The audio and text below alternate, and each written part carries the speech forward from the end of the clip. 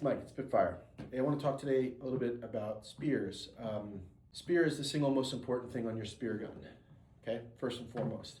A properly built and designed spear gun is designed around the spear, not the other way around. The spear comes first and everything else is an afterthought, 100%. You're going to make decisions about the mass of your gun, the weight, the length, the design, the shape, and of course the bands that you use based on what spear you want to shoot. And that's a really important concept that I think a lot of people don't quite grab. I don't think there's enough sort of nerdy attention to detail given to the spear. I think they're sort of considered like a constant, but actually there's a lot of variables and a lot of variations that will make one spear very different from the one next to it. And first and foremost, I want to tell you, all of our spears are designed to match our guns specifically. We have minimal shaft overhang in every single gun we make. If it's a threaded shaft or a flopper shaft, those shafts will fit the gun perfectly, where the flopper will lie just in front of the end of the muzzle. And we have these really nice O-rings that keep the flopper from flopping around while you're swimming. They're really, really nice. Second is that our spears will come with the exact amount of shark fins you need based on the configuration of the gun. So if you have a double roller, you're gonna get 2 fins. What a concept. This is not a one-size-fits-all approach where you're gonna shoot a single roller gun with 5 shark fins on it. We do have a rest tab, but in terms of functional, like loading tab shark fins, there's 2 for double rollers, and you guessed it, 1 for a single roller. These are made by Sean McNary at M85. He's an unbelievable partner, and he's incredibly supportive. And we certainly would not be where we're at without Sean.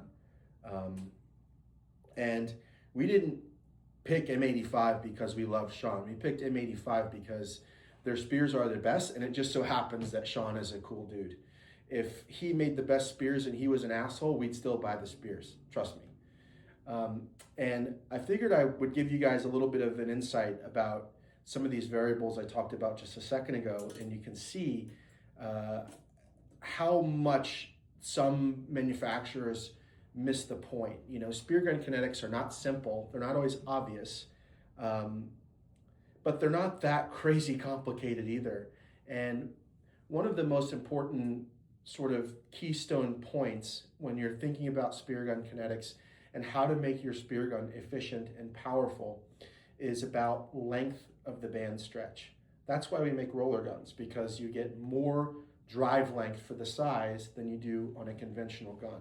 And basically what that means is you want to think about the length of distance that the band is actually driving the shaft, not necessarily the amount of tension or the amount of pressure or the amount of pounds of force that are against the shaft, but for the greatest distance that you can apply that force.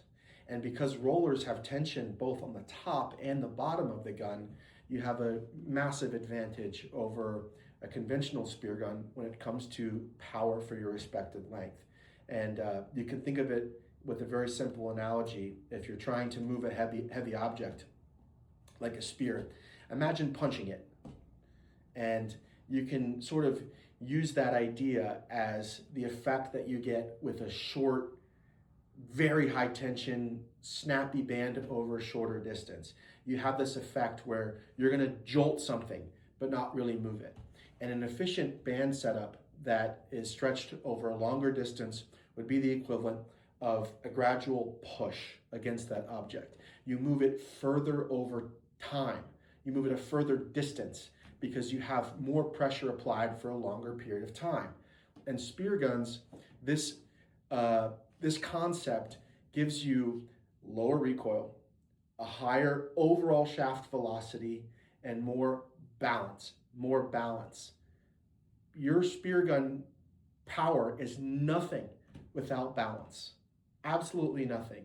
And there's nothing more important in my mind when you're talking about trying to find that balance between a gun that shoots well and performs well and shoots far and accurately than maximizing the length of the band stretch. And I'll show you an example of where some of our competitors fall short in this obvious concept.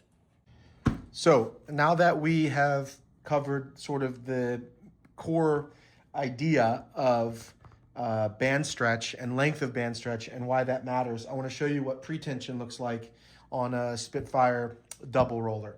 This is a Soryatec gun, but all of our double rollers will be set up this way, and single rollers. They'll just be one band instead of two. You can see that these bands are anchored in the rearwardmost position possible.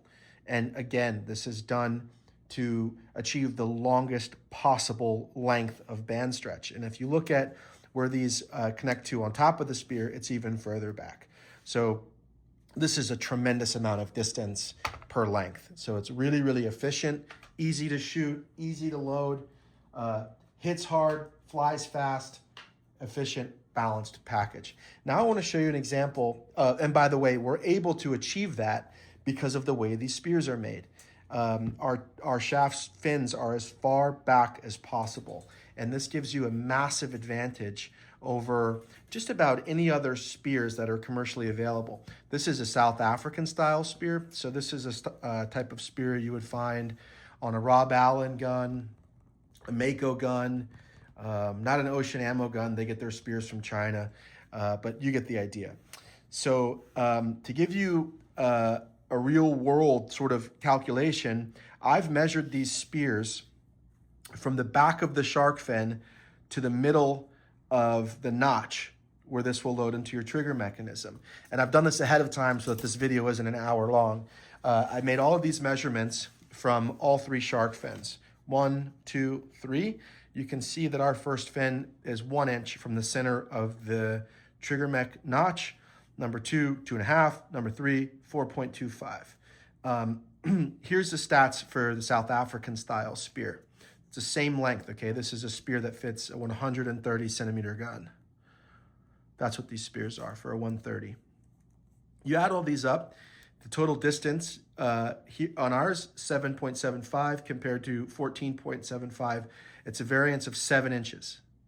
You're losing 7 inches of band stretch just from the shaft. Just from the shaft alone, you lose 7 inches of band stretch.